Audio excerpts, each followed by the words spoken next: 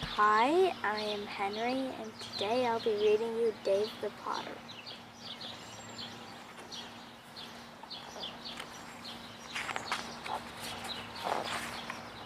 To us, it is just dirt, the ground we walk on. Scoop up a handful, the gritty grains slip between your fingers.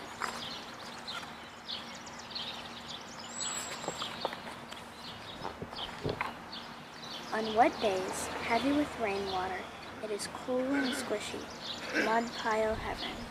But today it was clay, the plain and basic stuff, upon which he learned to form a life as a slave nearly 200 years ago.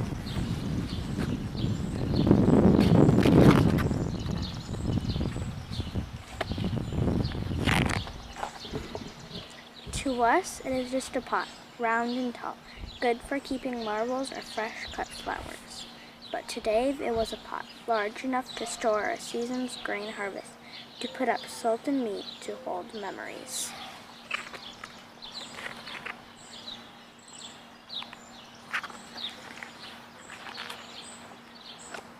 Each one began out of clouds and dust, clumped together of clay, ground in the pug mill and carried wheelbarrow after wheelbarrow to Dave's spinning potter's wheel.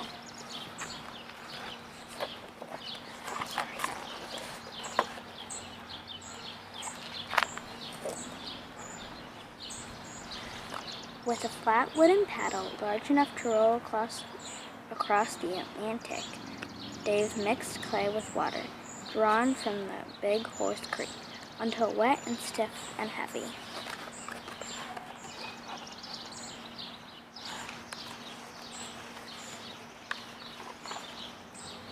He threw the clay, sometimes 60 pounds at once, and nobody knew how or where it would land, except for Dave.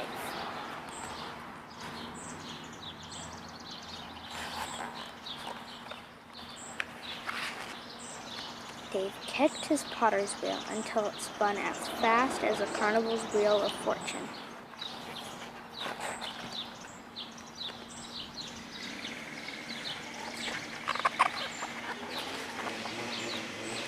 Like a magician pulling a rabbit out of a hat. Dave's hands, buried in the mountain mud, pulled out the shape of a dog.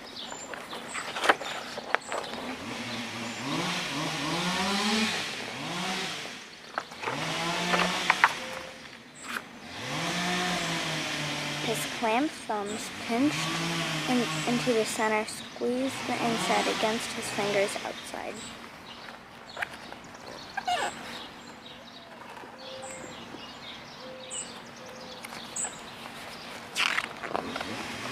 As the wheel spun round and round, the walls of the jar rose up like a robin's puffed breast, but only so far before the immense weight threatened collapse.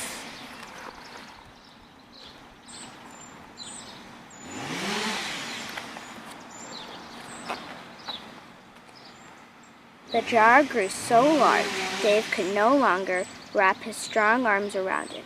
If he climbed into the jar and curled into a ball, he would have been embarrassed.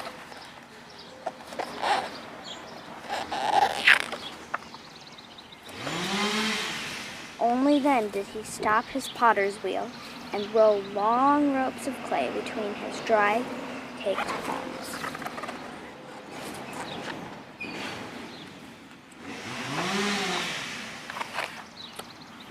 Dave mounted these coils of clay, one by one, on half-finished jar. He ran his wet fingers along the side to smooth it all together, kicking his wheel with his heel of his foot.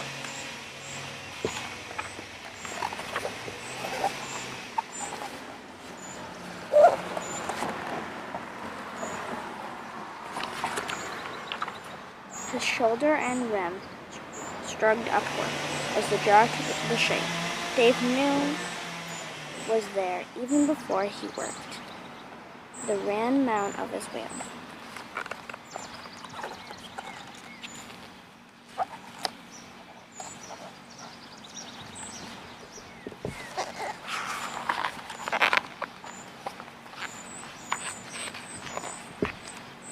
While the clay dried, Dave pounded wood ash and sand to mix a glaze like brown glaze to withstand time.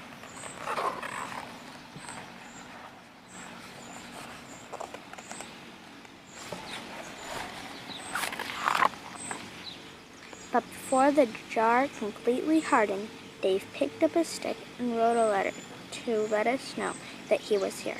I wonder where is all my relation, friendship to all in every nation. The end. Thank you, Henry.